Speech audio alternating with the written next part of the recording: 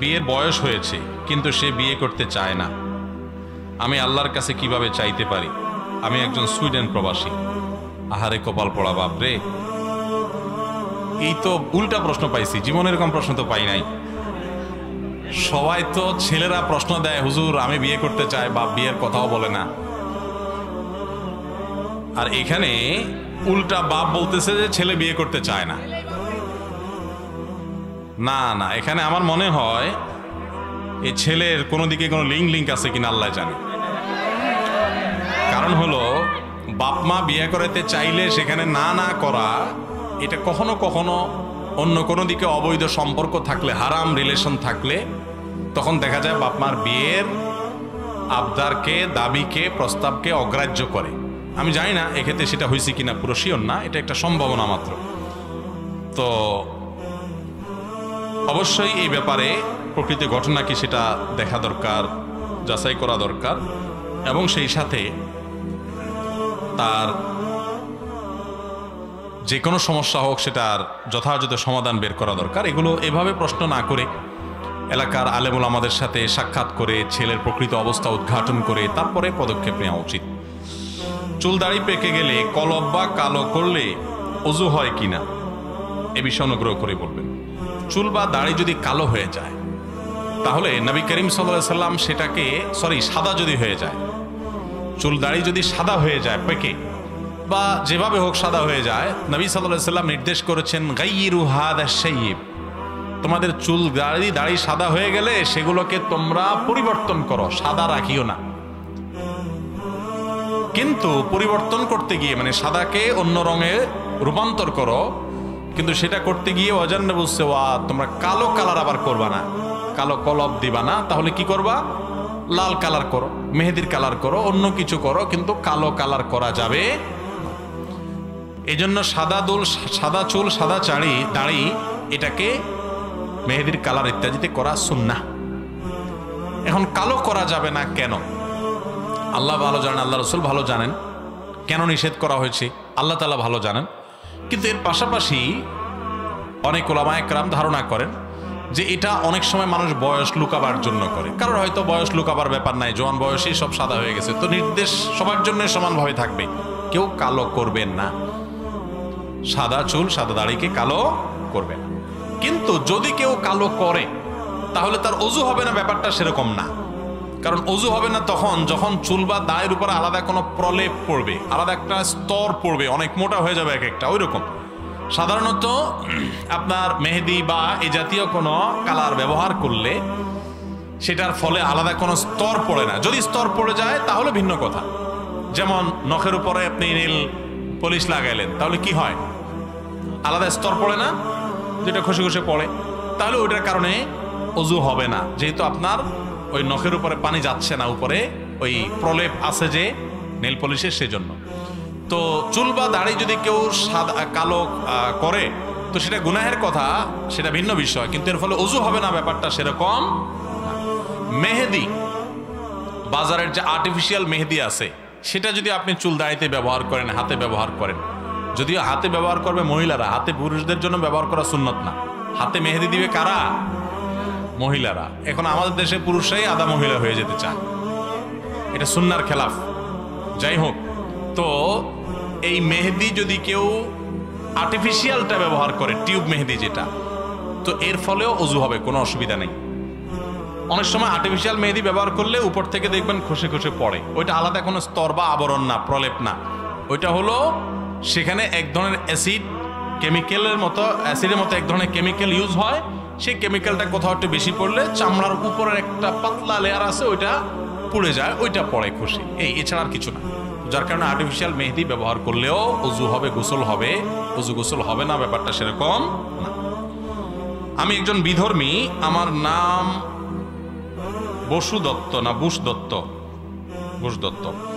আমার প্রশ্ন হলো, আমি বিধর্মীর ঘরে জন্মগ্রহণ করলাম, আমি ঈমান গ্রহণ করতে পারলাম না, মরার পরে আমাকে জাহান্নামে নিক্ষেপ করা হবে, এখানে আমার দোষটা কি? আল্লাহ চাইলে আমাকে তো ঈমানদার বানাতে পারতেন।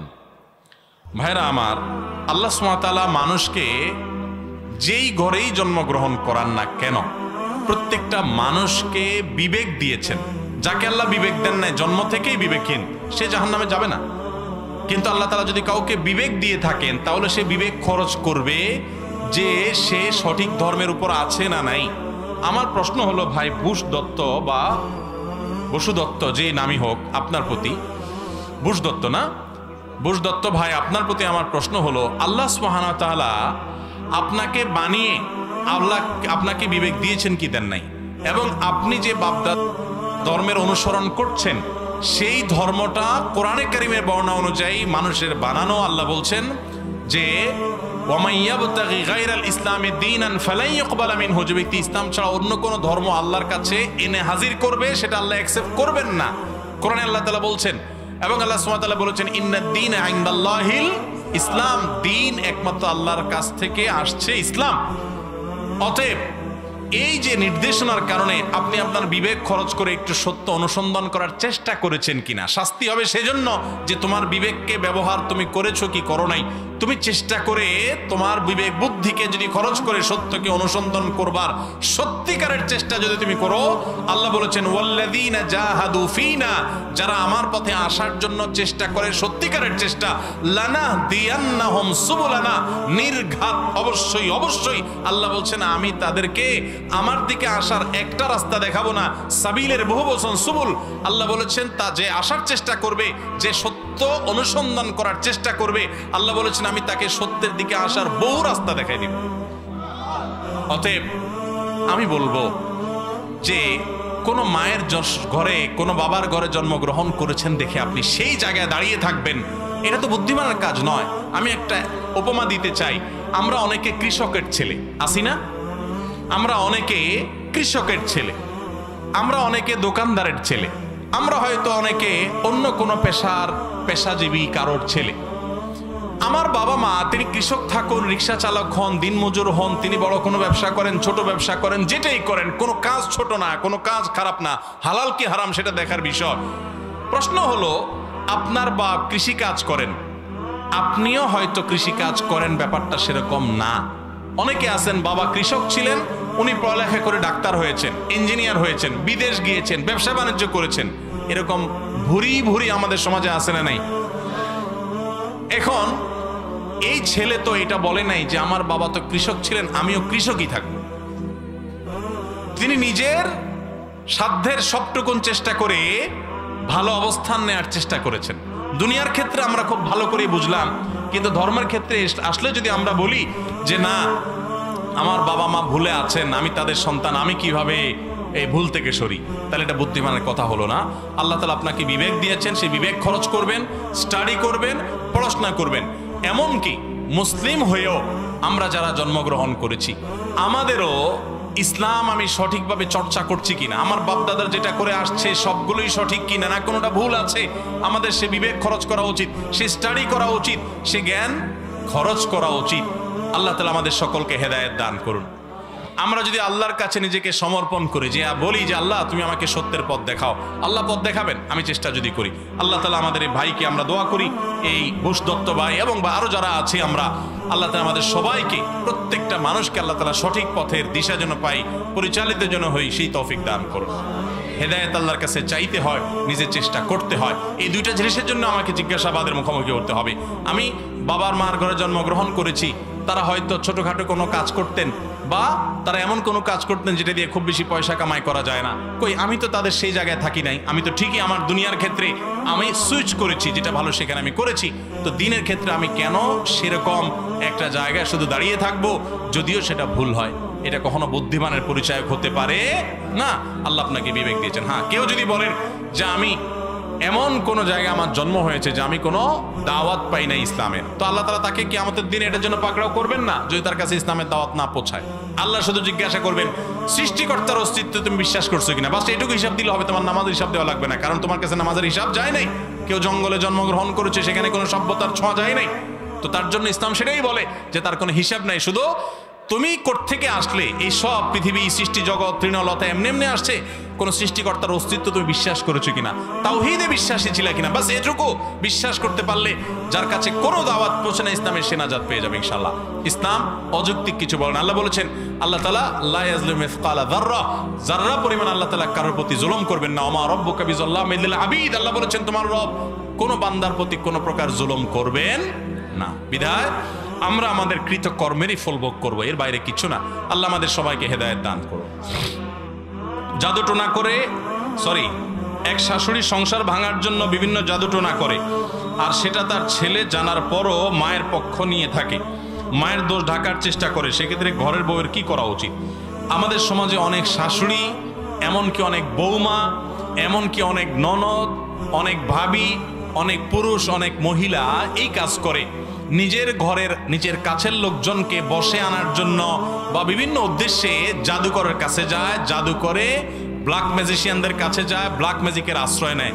পরিষ্কারভাবে শুনে রাখেন, কোনো কবিরাজের কাছে যদি কোনো জাদু টোনার জন্য যান, সাথে সাথে আপনার আমল নামায় সবচেয়ে ভয়াবহ বড় কবিরা গুনাহের ভিতরে একটি লেখা হবে।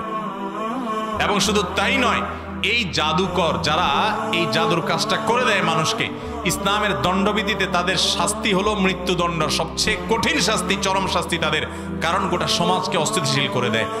ভাইরা আমার, অনেকে আছেন আপোষের জন্য তাবিজ আনতে চান। পরিষ্কারভাবে বলে দেই, এগুলো হারাম। নিজের বৌমাকে আপোষ করবেন, ছেলেকে আপোষ করবেন, জামাইকে আপোষ করবেন, শাশুড়িকে আপোষ করবেন, ভাইকে আপোষ করবেন, অথবা যাতে করে বউ এর কথা স্বামী না শুনে, স্বামীর কথা বউয়ে না শুনে, শাশুড়ি যেন ছেলের কথা না শুনে, অথবা ছেলে যেন তার মায়ের কথা না শুনে। এরকম নানান উদ্দেশ্যে আমাদের ঘরে ঘরে আজকাল এই আপনার কবিরাজদের কাছে গিয়ে তাবিজ আনা, তারপরে এই জাদুকরদের আশ্রয় নেওয়ার প্রবণতা দেখা যায়। পরিষ্কার হারাম, মনে রাখবেন। বহু মানুষ ভালো করতে যায়, হয় খারাপ, এমনকি ভালো করতে যায় যদি ভালো হয়, আপনি জানেন এই জাদু কোত্থেকে হয়, কিভাবে হয়?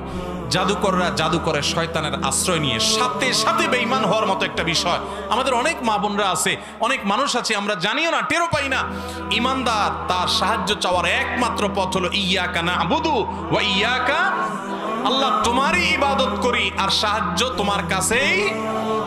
নাকি মাজারে যায় সাহায্য চাই, কবরে যায় সাহায্য চাইবো? আরে কবরওয়ালার কোনো পাওয়ার আছে? সে কবরওয়ালার নিজেও সাহায্য চান কার কাছে? আর আল্লাহ বলেছেন, উদউনি আস্তাজিব লাকুম, তোমরা আমার কাছে দোয়া করো, আমি তোমাদের দোয়া কবুল। ভাইরা আমার, ব্ল্যাক ম্যাজিশিয়ানদের কাছে যে যান, এই যে আপোষের তাবিজ যাতে ছুটে থাকে, স্বামী স্ত্রীর মধ্যে যাতে ভেজাল লেগে থাকে, অনেক সময় মানুষকে মারার জন্য জাদু করা হয়, নানা রকমের জাদু করে। অনেক মানুষ নামাজ কালাম পড়ে আবার এই সমস্ত করে। আপনি জানেন যে এই জাদু করার মধ্য দিয়ে আপনি আল্লাহর প্রতি কুফরি করে শয়তানের সাথে হাতে হাত মিলিয়েছেন, আপনি বেঈমান হওয়ার পথ বেছে নিয়েছেন। আল্লাহ তাআলা আমাদের সবাইকে হেদায়েত দান করুন। আল্লাহর ওয়াস্তে এই কাজগুলো কেউ করবেন না। আপনার শাশুড়ি কথা শুনে না, আপনার ছেলেটা শুধু বইয়ের কথা উল্টোপাল্টাও কাজ করে, কোনো বাছবিচার করে না। আপনার ইমানদার হিসাবে সবচেয়ে বড় করণীয় এবং মূল করণীয় হলো সিজদায় পড়ে যান, 2 রাকাত নামাজ পড়েন, কিছু দান সাদাকা করেন, ভোর রাতে উঠে যান, চোখের পানি ফেলে আল্লাহর কাছে দোয়া করেন, আল্লাহ আমার ছেলেটাকে আপনি হেদায়েত দান করেন, আল্লাহ আমার মেয়েটাকে আপনি হেদায়েত দান করেন, আল্লাহ আমার শাশুড়িকে আপনি হেদায়েত দান করেন, আমার মাকে আপনি হেদায়েত দান করেন। এটা হলো ইমানদারের মূল সাহায্য চাওয়ার জায়গা। প্রত্যেক সূরা ফাতিহায় প্রত্যেক রাকাতে বলতেছেন, ইয়্যাকা না'বুদু ওয়া ইয়্যাকা নাস্তাঈন, আল্লাহ আপনারই ইবাদত করি আর সাহায্য আপনার কাছেই। অথচ চলে যাচ্ছেন জাদুকরের কাছে, চলে যাচ্ছেন ওই সেই কবিরাজের কাছে, আর মুখে বলতেছেন আপনার কাছে এসে যাচ্ছে। হলো না তো? আপনি আল্লাহর কাছে সাহায্য চাইবেন, আল্লাহ আপনার সাহায্য করবেন, সমাধান করবেন, এবং হয়তো সময় লাগবে কিন্তু সমাধান হবে। আল্লাহ আমাদের সবাইকে এই গুনাহ থেকে বেঁচে থাকার তৌফিক দান করুন। কোনো স্বামী যদি তার মা, কোনো ছেলে যদি তার মার জাদু করার খবর জেনেও সেটাকে ধামা চাপা দেয়, সেও গুনাহগার, সেও গুনাহগার। সে মাকে এই সমস্ত অন্যায় থেকে বিরত রাখার উদ্যোগ নিতে হবে। এরপরে প্রশ্ন হলো, কোন ছেলে যদি অন্য মেয়ের সাথে লুকিয়ে কথা বলে বিয়ের পরে, তাহলে তার কি শাস্তি? বিয়ের পরে মানে বিবাহিত লোকে কাম করছে, ডেঞ্জারাস কথা। বিবাহিত মানুষ যদি বিবাহের পরে কাজ করে, বিবাহিত স্বামী স্ত্রী তারা তো লুকায়া প্রকাশে যেমনি খুশি এমনি কথা বলবে, এক্ষেত্রে কোনো বাধা ধরা নিষেধ নাই। আমাদের দেশে অনেক মূর্খতা এখনো গ্রামাঞ্চলে আছে। কোনো বিবাহিত ছেলে মেয়ে, স্বামী স্ত্রী সম্পর্ক খুব ভালো, সারাদিন ইটিস পিটিস আলাপ সালাপ করে, মেসেজ দেয়, মহব্বত করে, একজন ছাড়া একজন খায় না, বসে থাকে। এগুলো হলে অনেক মুরব্বী আছে, অনেক বুড়া বুড়ি আছে, তারা এগুলো সহ্য করতে পারে না। আছে না নাই? هي اللي تخلي الطبخ أسهل والطعم مرة ألذ. جبنة فراي أغلى سر عند أمي. এবং অনেক কটু কথা শোনা যে কত ঢং তারা দেখায়। কারণ বুড়া বুড়ি বেচারি চিন্তা করে আমাদের জোয়ান বয়সে তো আমরা তো মেসেজ দিতে পারতাম না, মোবাইল ছিল না, হিংসা হয়। তো এটা মূর্খতা। স্বামী স্ত্রীর মধ্যে সম্পর্ক যত নিবিড় হবে, ইমানদার হিসাবে প্রত্যেকটা মুসলমান তত খুশি হওয়া উচিত। কারণ সে যদি স্বামী স্ত্রী পরস্পরের মধ্যে সম্পর্ক ভালো না হয়, তাহলে আরেক জায়গায় যাবে, তার চরিত্র নষ্ট করবে। অতএব নিজেদের সম্পর্ক ভালো থাকাটাই উচিত। কোনো মা বাবার এটা করা উচিত না। তো এখন কথা হলো, কোনো বিবাহিত মানুষ যদি অন্য মেয়ের সাথে লুকিয়ে লুকিয়ে কথা বলে, মেসেঞ্জারে চ্যাটিং করে, এবং অবৈধ সম্পর্ক, সেটা হোক শুধু মেসেজ আদান প্রদানের পর্যায়ে, এরকম যদি কেউ করে সে গুনাহগার। আর বিবাহিত মানুষ যদি এটা করে, তাহলে অবিবাহিত মানুষ করলে সেটাও হারাম, কিন্তু বিবাহিত মানুষ করলে তার হারামের মাত্রা অনেক বেশি ভয়াবহ। বিবাহিত মানুষ যদি জেনা লিপ্ত হয়, ইসলামী শরীয়ত সবচেয়ে মর্মান্তিকভাবে, সবচেয়ে কঠিনভাবে মর্মন্তুদ শাস্তি দিতে বলেছে। পাথর মেরে মেরে তাকে রজম করে হত্যা বিচারিকভাবে কার্যকর করতে বলেছে। আবার পাড়ায় পাড়ায় মহল্লা মহল্লা বিচার যার যার মতো খেয়াল খুশি মতো বসাতে যাবেন না। এত বড় কঠিন শাস্তির কথা কেন বলেছে ইসলাম? কারণ মানুষ পৃথিবীতে টিকে থাকবে, মানব সভ্যতা টিকে থাকবে বৈবাহিক সম্পর্কের মধ্য দিয়ে। বিবাহ বহির্ভূত অবৈধ সম্পর্ক, এটা মানব সভ্যতার পৃথিবীতে টিকে থাকার পথে সবচেয়ে বড় অন্তরায়। পৃথিবীর যেসব দেশে বিবাহ ছাড়া সম্পর্ক যত বেশি অ্যাপ্রিসিয়েট করা হয়, সেই দেশে মানুষের জন্মের হার তত কম, তারা মানুষের জন্ম, শিশুর জন্ম নিয়ে তত স্ট্রাগল করছে। আপনি গোটা পৃথিবী সার্ভে করে দেখেন, এই রিপোর্ট পাবেন। এই জন্য ইসলাম এটাকে খুব কঠোরভাবে নিষেধ করে। অতএব এরকম যদি কেউ করে, সে গুনাহগার। কালো জাদু আক্রান্ত হয়ে তা থেকে বাঁচার জন্য হুজুরের কাছে গেলে হুজুর যদি কিছু দোয়া লিখে তা তাবিজে লাগিয়ে পড়তে বলে, সেক্ষেত্রে সেই তাবিজ কি পড়া যাবে কিনা? আমি প্রায় সময় বলি, আমাদের প্রিয় নবী সাল্লাল্লাহু আলাইহি সাল্লাম তিনি কখনো তাবিজ ব্যবহার করেন নাই এবং কাউকে তাবিজ দেন নাই, দিতে বলেন নাই, কোনোভাবেই না। এটা সুন্নাহ না অন্তত। এমনকি কোরআনে কারীমের আয়াতও যদি লিখে আপনি তাবিজ লাগান, ঝুলান, আর কিছু না হোক বলতে হবে এটা নবী সাল্লাল্লাহু আলাইহি সাল্লামের সুন্নাহ না। তাহলে নবী সাল্লাল্লাহু আলাইহি ওয়াসাল্লামের সুন্নাহ কি? নবী সাল্লাল্লাহু আলাইহি ওয়াসাল্লামের সুন্নাহ হলো কোরআনে কারীমের আয়াত পড়ে ফু দেওয়া, পাঠ করা, দোয়া করা, এগুলো হলো নবী সাল্লাল্লাহু আলাইহি ওয়াসাল্লামের সুন্নাহ। এখন ব্ল্যাক ম্যাজিক নবী সাল্লাল্লাহু আলাইহি ওয়াসাল্লামকে করা হয়েছে, তিনি কি তাবিজ লাগিয়েছিলেন? কি করেছেন? নবী করিম সাল্লাল্লাহু আলাইহি ওয়াসাল্লামকে লাবিদ ইবনে আসম নামক ইহুদি জাদু করেছে তার চুলে, এবং সেটা কুয়ার নিচে, পাথরের নিচে চাপা দিয়ে ফেলেছে। নবী সাল্লাল্লাহু আলাইহি ওয়াসাল্লাম অসুস্থ হয়ে গেছেন জাদুগ্রস্ত হয়ে। পরে আল্লাহ তাআলা সূরা ফালাক, সূরা নাস নাজিল করেছেন, এবং এটা পাঠ করার মাধ্যমে আল্লাহ তাআলা তাকে শিফা দান করেছেন। এবং এই সূরা ফালাক, সূরা নাস পড়ে যদি জাদুগ্রস্ত ব্যক্তির ফু দেওয়া হয় তার শরীরে, নিজে ফু দেয়, অন্যরা ফু দেয়, এইভাবে আমল করতে থাকে, আল্লাহ তাআলা তাকে মুক্ত করবেন। এমনকি স্বপ্নের মধ্যে আল্লাহ তাআলা দেখায় দেন। নবী সাল্লাল্লাহু আলাইহি ওয়াসাল্লামের ক্ষেত্রেও তাই হয়েছে, যে কোথায় জাদু হয়েছে, কিসে হয়েছে উনি দেখেছেন। আজকালও অনেকের, আমার কাছে বহু লোক বলেছে যে স্বপ্নে দেখেছি এরকম। আপনি আমল করেন, ইয়াকিন রেখে আমল শুরু করেন, ইনশাআল্লাহ সমাধান সেই পথে থাকবে।